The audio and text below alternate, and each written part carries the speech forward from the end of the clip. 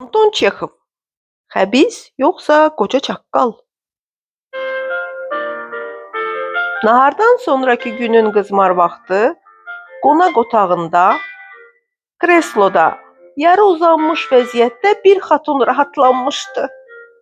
Onun üzündə milçəklər gəzirdi. Dizləri üstə açıq kitab vardı. Asta-asta nəfəs alırdı. Qız yatmışdı. Qonaq otağına Gogol'un təsvir etdiyi ahıl, yaşlı, qız arxasınca hələ də baxan şorgöz bir qoca kişi daxil oldu. Yatmış qızı görüb gülümsədi və ayaq barmaqları ucunda ona yaxınlaşdı. Necə də gözəldir, qoca pıçıldadı. Dodaqlarını marçıldatdı. Yatmış, yatmış gözəl. Təəssüf ki, mən rəssam deyiləm. Bu baş, bu əl.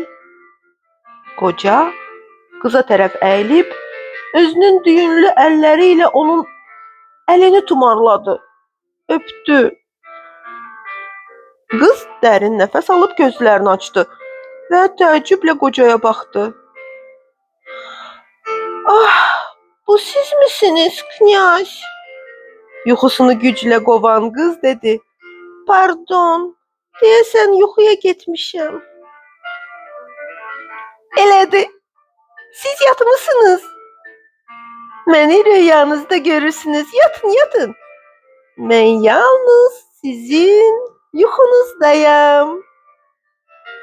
Qız inanıb gözlərini yumdu. Mən necə də bədbəxtəm, bəxtsizəm. Yuxuya gedən qız pıçıldadı. Yuxuma həmişə elə xəbislər ya da qoca çaqqallar gəlib girir.